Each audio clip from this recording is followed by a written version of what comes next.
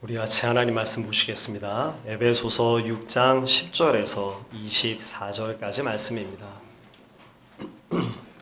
우리 같이 한 절씩 교독하시겠습니다. 끝으로 너희가 주 안에서와 그 힘의 능력으로 강건하여지고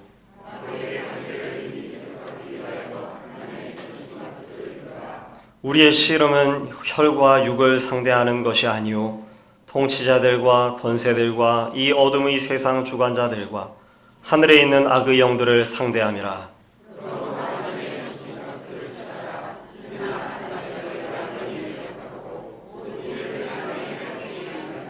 그런즉 서서 진리로 너희 허리띠를 띠고 의의 호심경을 붙이고 모든 것 위에 믿음의 방패를 가지고 이로써 능히 약한 자의 모든 불화살을 소멸하고 모든 기도와 간구를 하되 항상 성령 안에서 기도하고 이를 위하여 깨어 구하기를 항상 힘쓰며 여러 성도를 위하여 구하라.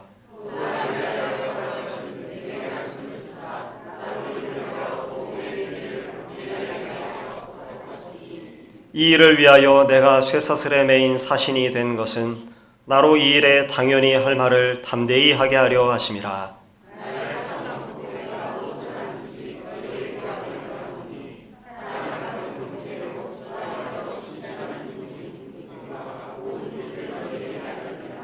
우리 사정을 알리고 또 너희 마음을 위로하기 위하여 내가 특별히 그를 너희에게 보내었노라.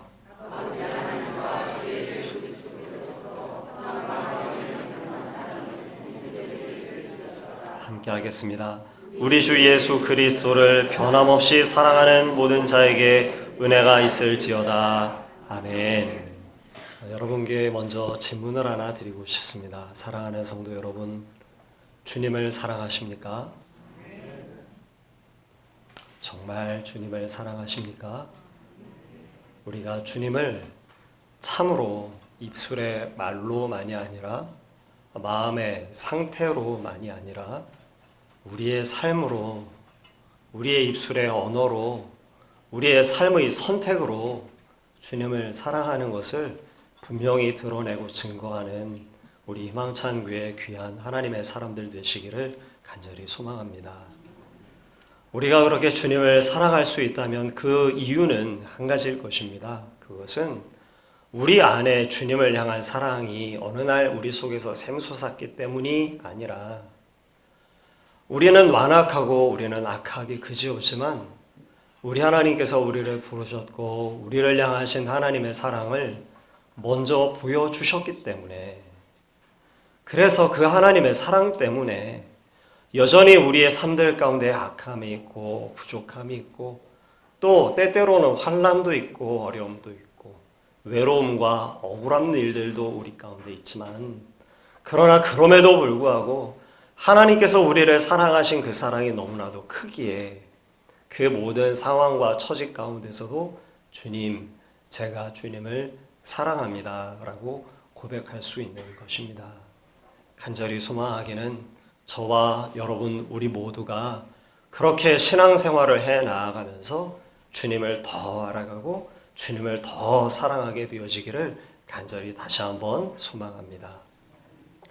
사도 바울이 에베소 교회를 향해서 편지를 씁니다. 그런데 에베소서의 말씀을 살펴보게 되면 사도 바울의 그 편지가 참 흥미롭습니다. 왜냐하면 에베소 교회를 향해서 편지를 쓰기 시작해서 첫 인사를 그치자마자 사도 바울은 느닷없이 하나님을 향한 찬미를 쏟아놓기 시작하기 때문에 그렇습니다. 편지를 에베소 교회의 성도들에게 쓰고 있는데 그 편지의 서두로부터 시작하게 되어서 신약 성경에서의 가장 긴 문장이라고 알려져 있는 에베소서 1장 3절부터 14절까지 숨 쉴 틈도 없이 쏟아내듯 하나님을 찬미하는 찬미를 사도 바울은 에베소 교회 성도들에게 들려주고 있습니다. 우리 아버지 하나님께서 그리스도 예수 안에서 하늘에 속한 모든 신령한 복을 우리에게 주셨도다 라는 고백을 감옥에 갇혀있는 사도가 에베소 교회의 성도들에게, 그 에베소 교회의 성도들의 형편도 그렇게 녹록한 그런 상황이 아닌데 그 성도들에게 하나님께서 우리에게 모든 신령한 복을 주셨도다 라고 하는 찬미로 시작해서 하나님을 높이고 하나님을 노래하는 노래들을 들려주는 것이죠. 그리고 나서 사도 바울이 나는 너희들을 위해서 이렇게 기도한다 라고 이야기해 줍니다. 여러분, 에베소서 1장 우리 17절에서 19절까지의 말씀을 우리 다시 한번 함께 읽어보도록 하겠습니다. 에베소서 1장 17절에서 19절, 사도가 그렇게 하나님을 찬미하고 나서 내가 너희를 위해서 기도한다 라고 이야기하는데 무엇을 위해서 기도하는지 우리 같이 17절부터 19절 같이 함께 읽어보도록 하겠습니다. 우리 주 예수 그리스도의 하나님 영광의 아버지께서 지혜와 계시의 영을 너희에게 주사 하나님을 알게 하시고 너희 마음의 눈을 밝히사 그의 부르심의 소망이 무엇이며 성도 안에서 그 기업의 영광의 풍성함이 무엇이며 그의 힘의 위력으로 역사하심을 따라 믿는 우리에게 베푸신 능력의 지극히 크심이 어떠한 것을 너희로 알게 하시기를 구하노라.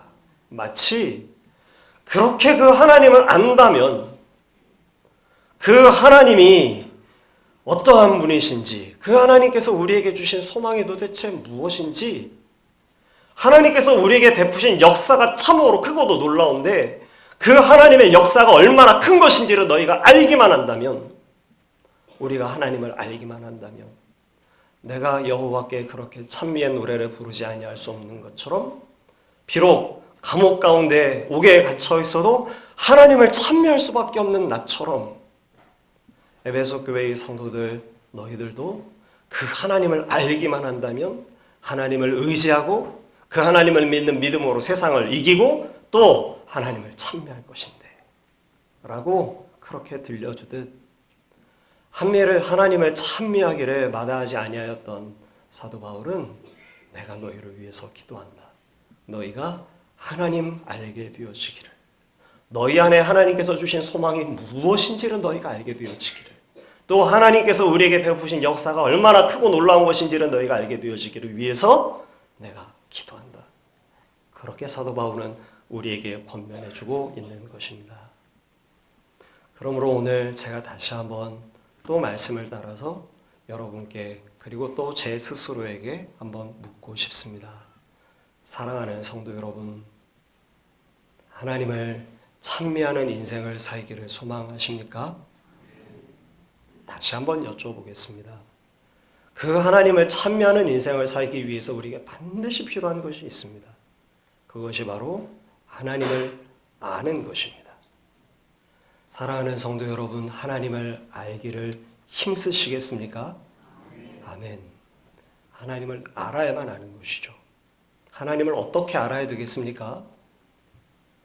지적으로도 알아야 하고 또 친밀한 관계 속에서도 하나님을 알아야 합니다.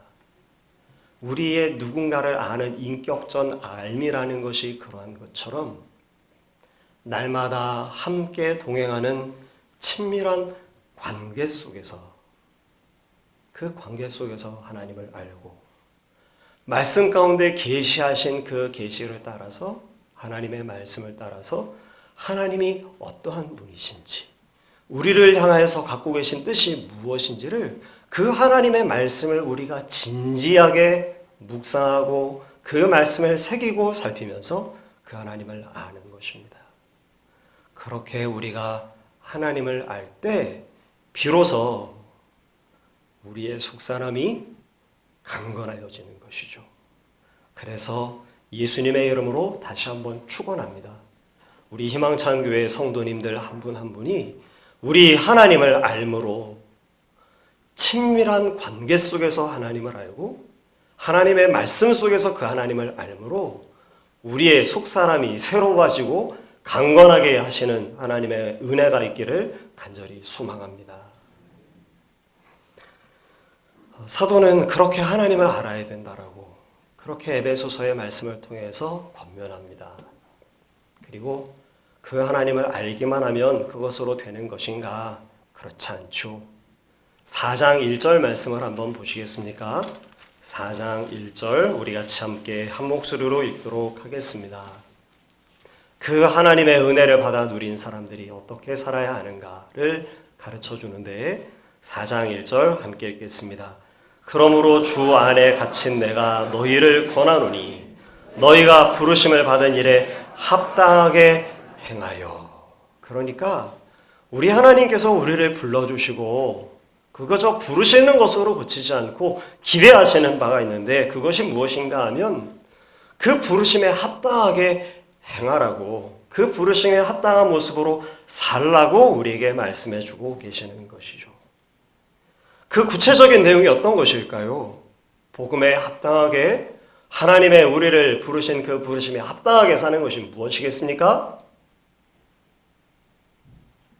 그저 종교적인 행위들을 열심히 하는 것, 그런 것들을 성경은 우리에게 가르치질 않고, 여러분 4장 2절과 3절을 한번 눈으로 보십시오. 제가 한번 다시 읽겠습니다. 모든 겸손과 온유로 하고 오래 참음으로 사랑 가운데에서 서로 용납하고 평안의 매는 줄로 성령이 하나 되게 하신 것을 힘써 지켜라. 부르심에 합당하게 생활해라 라고, 그것이 마땅한 성도의 삶이다 라고 성경은 사도의 음성을 통해서 하나님의 말씀을 우리에게 들려주시는데, 그 부르심을 받은 하나님의 사람들이 살아야 되는 그 삶이 어떤 것입니까? 무언가 신령하고 무언가 신비한 것들이 여기에 있나요? 그렇지 않습니다. 2절과 3절의 말씀을 우리가 보니까 모든 겸손과 온유로 하고 오래 참음으로 사랑 가운데에서 서로 무엇을 하고? 용납하고. 3절 말씀 또 보니까 평안의 매는 줄로 성령이 이미 하나가 되게 하여 주셨는데 성령이 하나 되게 하신 것을 힘써서 지켜라. 이렇게 성경은 우리에게 말씀해 주고 있는 것입니다. 부연해서 설명할 이유가 하나도 없을 만큼 우리에게 너무나도 잘 알고 있는 바로 그 사실을 사도는, 우리 하나님께서는 우리에게 말씀해 주고 계시는 것이죠. 그렇게 살아가는 우리의 삶에, 복음에 합당한 삶의 목표를 또 주님께서 우리에게 가르쳐 주시는데 5장 1절, 2절, 2절 말씀 보겠습니다. 5장 1절, 2절 같이 한 목소리로 함께 보겠습니다. 그러므로 사랑을 받은 자녀같이 너희는 하나님을 본받는 자가 되고 그리스도께서 너희를 사랑하신 것 같이 너희도 사랑 가운데서 행하라. 그는 우리를 위하여 자신을 버리사 향기로운 제물과 희생 제물로 하나님께 드리셨느니라. 참 놀라운 일 아닌가 말이죠. 우리 하나님께서 우리를 부르셨다고 말씀합니다. 그런데 그 부르신 목적이 그저 좀 우리가 서로 사랑하고 우리가 서로 좀 용납하고 이 세상 사람들보다 조금 더 좀 착하게 살고 마음 넓게 사는 것 정도를 말하고 있지 않고, 하나님께서 우리를 그 부르심의 목적이 있다라고 설명해 주고 있는데 5장 1절 우리가 살펴본 것처럼 그러므로 사랑을 받은 자녀같이 너희는 누구를 본받으라고 말씀해 주고 있습니까? 하나님을 본받으라고 말하고 있는 것입니다. 하나님이 어떤 분이신가요? 거룩한 분이십니다. 죄악을 미워하시는 분이십니다. 그런데 오늘 우리들에게 어떻게 하라고 말씀하는가 하면 하나님을 본받는 자가 되라고 이야기해 주고 있습니다. 이제 우리는 이 하나님의 말씀 앞에 다시 또 우리에게 질문을 던지지 않을 수가 없습니다. 사랑하는 성도 여러분, 우리는 어떻습니까? 우리가 살아야 하는 것이 거룩을 사랑하고 있습니까? 혹 우리가 즐기는 것들이 죄에 속한 것들을 우리가 즐기지는 않습니까? 그런데 지금 하나님께서는 우리에게 말씀하십니다. 사랑을 받은 자녀같이. 예, 맞습니다. 자식은 그 어미와 아비를 닮아가기 마련입니다. 그런데 그 사랑을 받은 자녀같이 너희는 누구를 닮은 자가 되라? 하나님을 본받는 자가 되라. 말씀해주고 있는 것입니다. 또 말씀해주고 계시죠. 2절 말씀에도 그리스도께서 우리를 사랑하셨는데 그리스도께서 당신의 생명을 바쳐 우리를 사랑하신 것 같이 너희도 사랑 가운데에서 행해라 라고 말해주고 있는 것입니다. 아이러니하게도 가장 사랑해야 할 아내와 남편 간에도 남편이 아내를 사랑하기가 죄송합니다. 여러분은 안 그러신 것 같고 저만 그런 것 같아요. 부부지간에서도 그리스도께서 우리를 사랑하신 것처럼 사랑하기가 참 쉽지가 않죠. 여러분은 전혀 안 괴로우신 것 같은 그런 표정을 짓고 계시면 제가 굉장히 부담스럽습니다. 예, 서로를 사랑하라고 이야기하고 있죠. 자녀를 사랑함에 있어서도 마찬가지입니다. 자녀를 사랑하는데 여러분 자녀를 사랑하는데 또 때때로는 자녀가 얼마나 미운지 여러분 아시죠? 아직 청년들은 잘 모르시겠지만 자식을 키워보면 그걸 압니다. 예, 그렇게 성경은 우리에게 말해주고 있습니다. 하나님을 본받는 자가 되고 그리스도를 본받는 자가 되라고 이야기해주고 있는 거죠. 이 하나님의 말씀이 어쩌면 우리에게 조금 더 그렇게 실감나게 느껴지지 아니하실지 모르겠다 생각이 됩니다. 그런데 이어지는 5장 3절과 4절 말씀 그리고 5절 말씀을 한번 보십시오. 제가 3절과 4절 말씀을 읽고 여러분께서 5절 말씀을 읽어주시기를 바랍니다. 제가 먼저 읽겠습니다. 음행과 온갖 더러운 것과 탐욕은 너희 중에서 그 이름조차도 부르지 말라. 이는 성도에게 마땅한 바니라. 누추함과 어리석은 말이나 희롱의 말이 마땅치 아니하니 오히려 감사하는 말을 하라.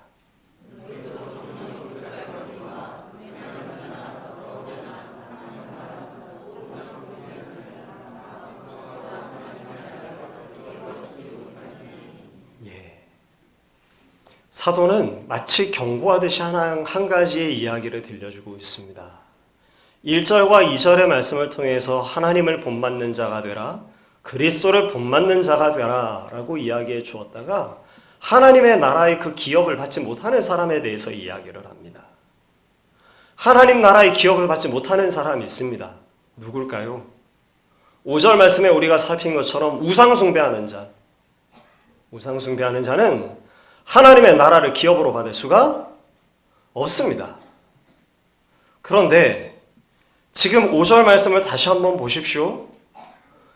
우상 숭배하는 자를 다시 부연해서 어떻게 설명해 주고 있나요? 음행하는 자나 더러우는 자나 탐하는 자, 곧 우상 숭배하는 자라고 이야기하게 주고 있는 것이죠.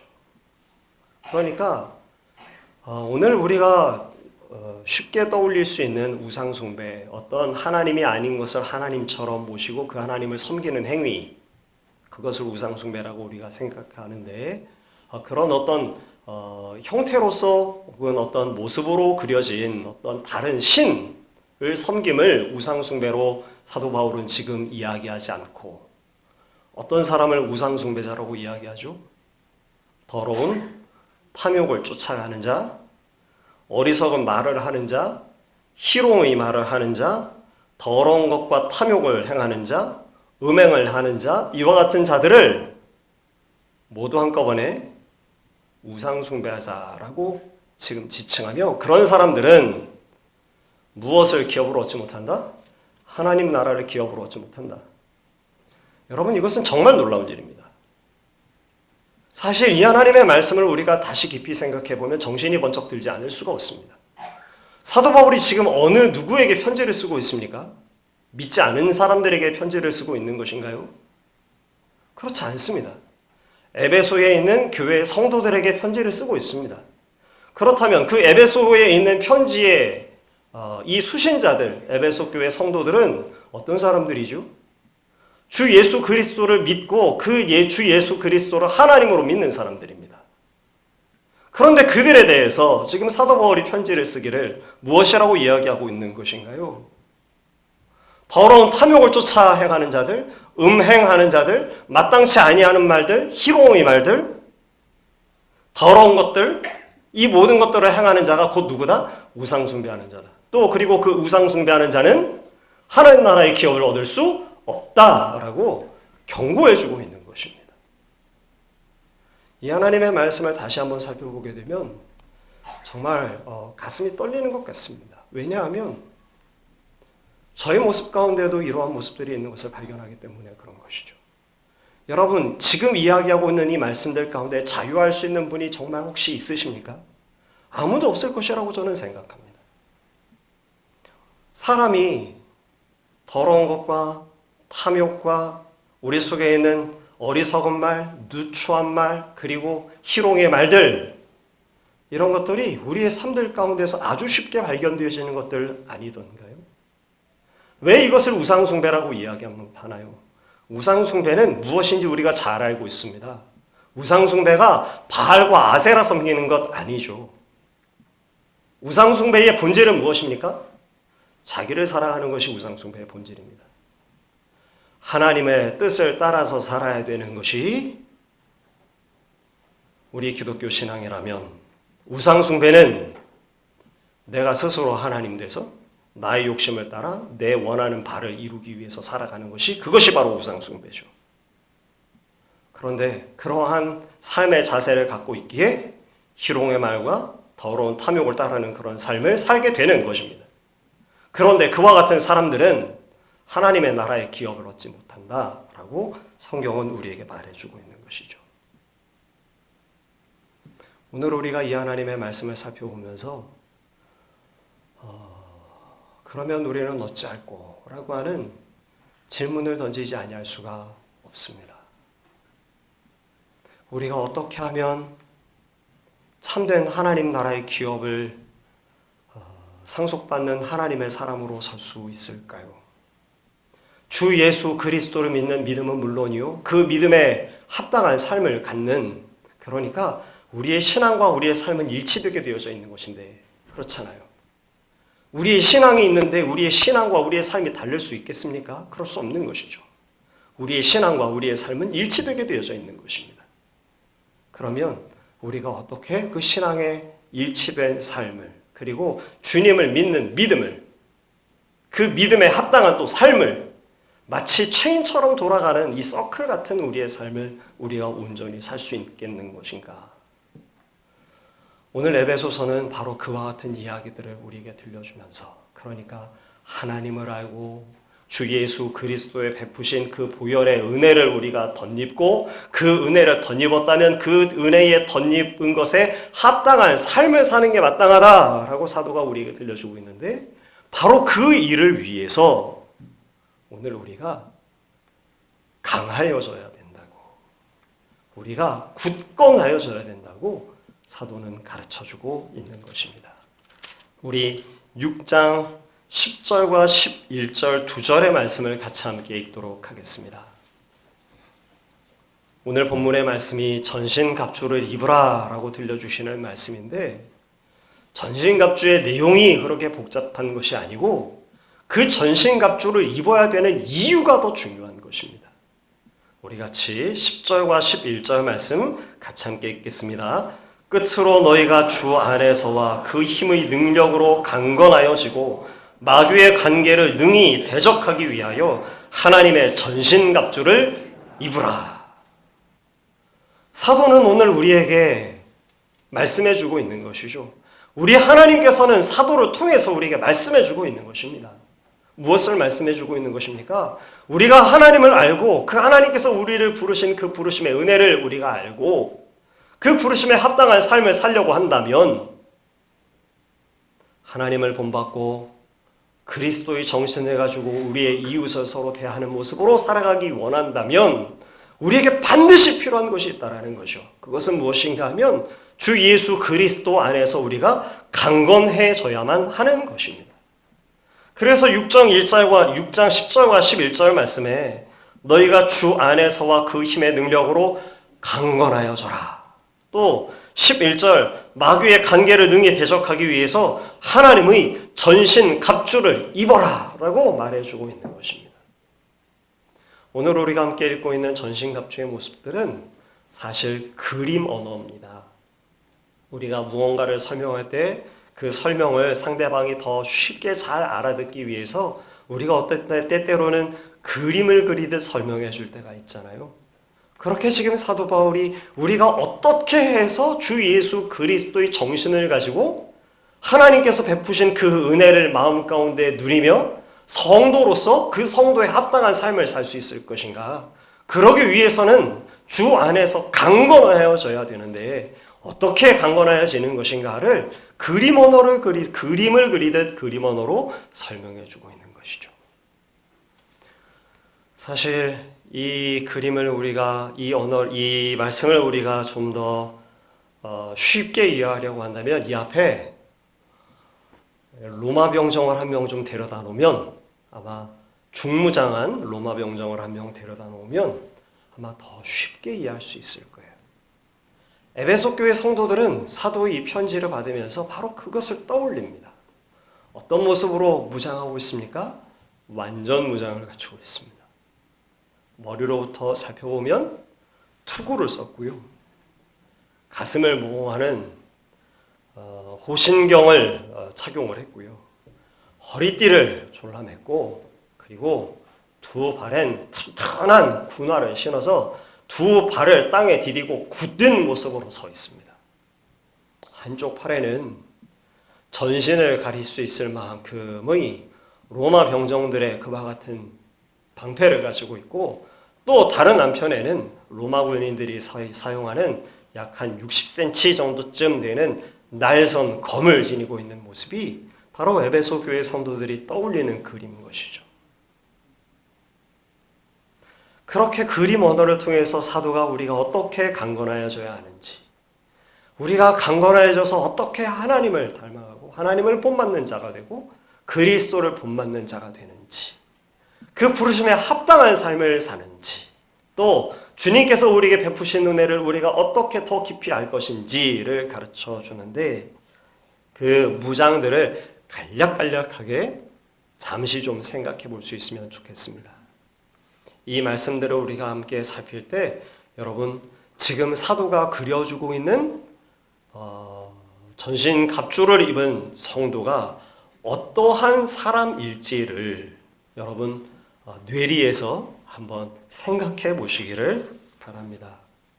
먼저 살펴보는 것을 보니까 진리의 허리띠를 띠었다라고 그렇게 이야기해 주고 있습니다. 이사야서 11장 5절에 메시아의 모습이 기록되어지는데요. 이사야서 11장 5절에 기록되어지는 메시아가 바로 그런 모습으로 등장합니다. 메시아가 공의로 허리띠를 삼고 성실로 몸의 띠를 삼는 분으로 등장됩니다.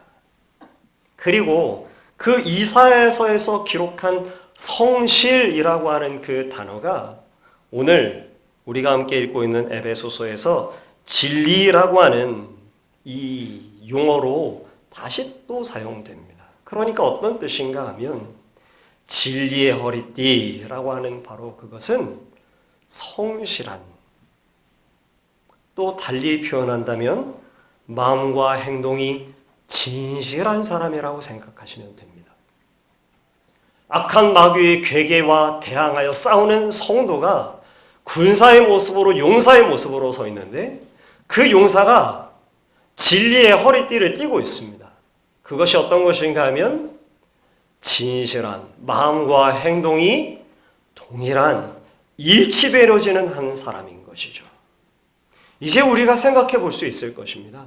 그러니까 표리가 부동하지 않고 겉사람과 속사람이 동일한 사람입니다. 오늘 우리의 형편 속에서 생각한다면 이렇게 생각해도 좋지 않을까 싶어요. 교회에서의 모습과 우리가 나가서 생활하는 이 사회에서의 모습이 일치되어져 있는 사람인 것입니다. 제가 목사잖아요. 제가 목사인데 제가 교회에서 목사입니다. 근데 때때로 제가 제 스스로를 자책할 때가 있고 그리고 부끄러울 때가 있습니다. 언제 그런가 하면 이제 이 사회에서 어떤 여러 가지 뭐 이해관계가 있거나 혹은 무슨 뭐 물건을 산다거나 기타 등등 그런 데서 불쾌한 경험을 하거나 뭐 이럴 때 순간 제가 목사라는 것을 잊어버릴 때가 있습니다. 그게 언제 떠오르는가 하면 집에 돌아온 다음에 떠올라요. 집에 돌아와서 그때 나의 그 상대방을 향한 나의 태도, 나의 표정, 이것이 교회에서 내가 성도님들을 대할 때의 그 모습과는 사뭇 달랐다라는 것을 깨달을 때가 있는 거죠.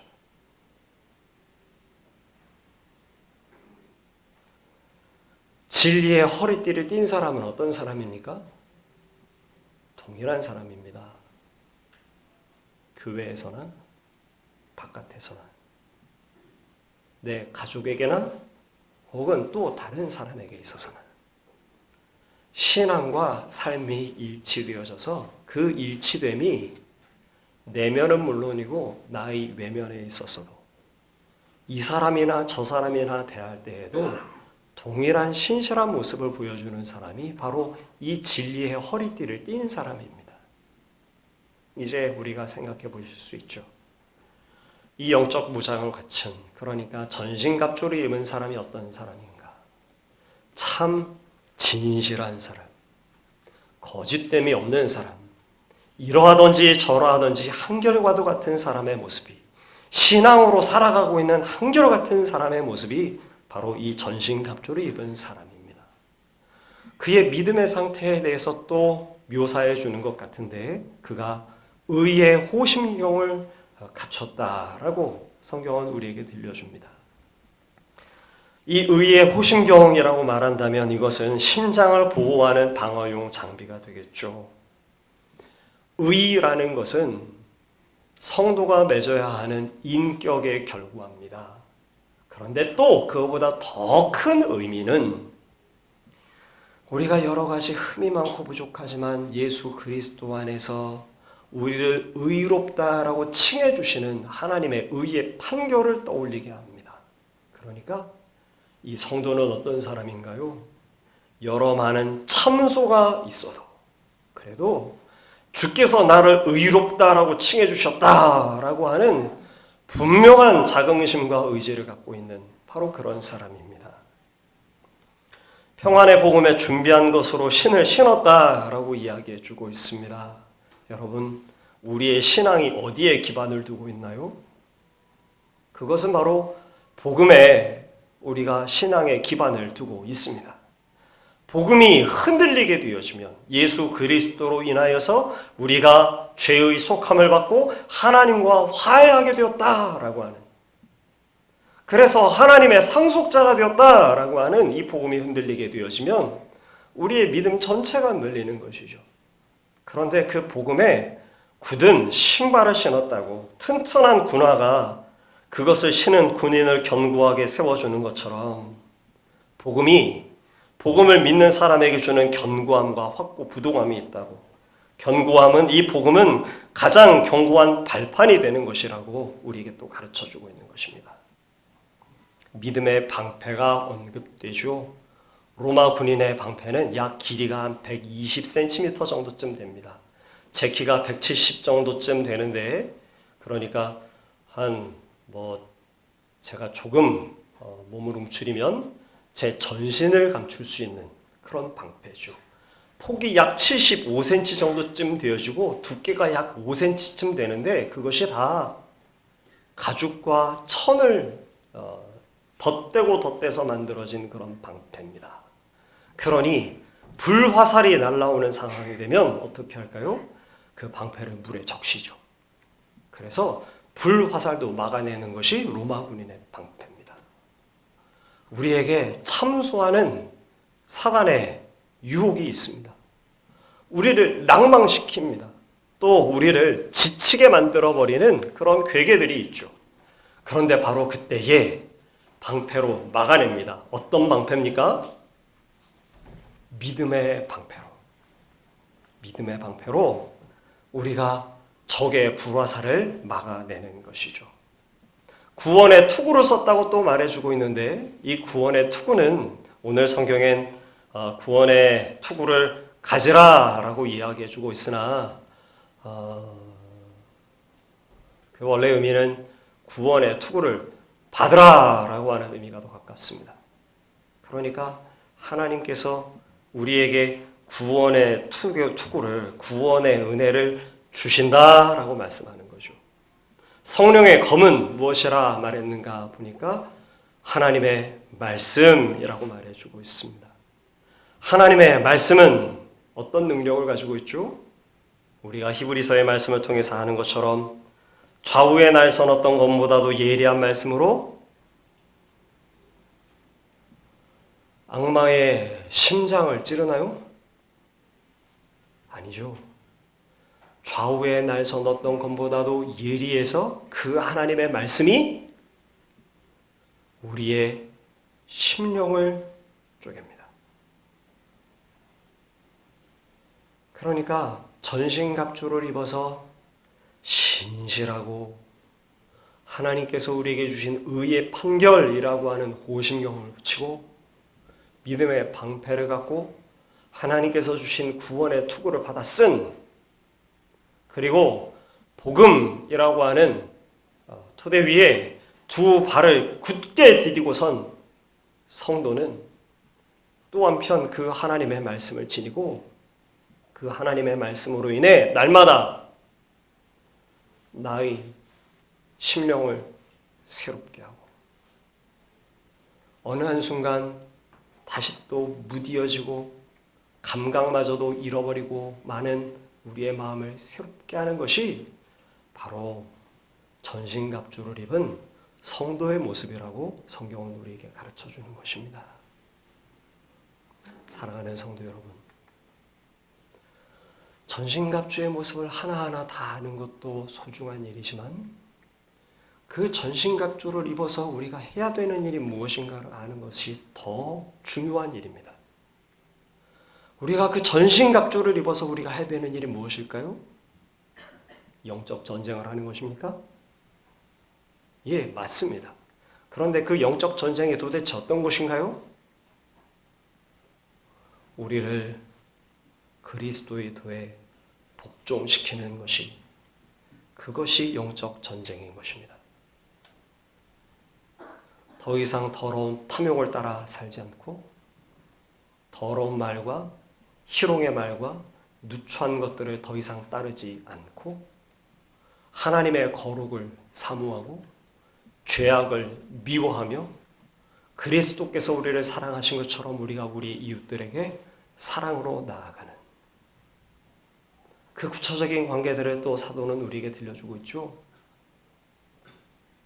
아내와 남편 관계 속에서 자녀와 부모의 관계 속에서 종과 상전이라고 하는 그런 관계들 속에서 그러니까 모든 인간 관계들 속에서 우리가 그리스도의 정신으로 행하는 바로 그것을 무엇을 입고요? 전신 갑주를 입고 말씀을 따라 사는 것이라고 성경은 우리에게 말씀해 주고 있는 것입니다. 이 시간 우리가 같이 잠시 기도하기를 원합니다. 참 사랑 많으신 우리 아버지 하나님,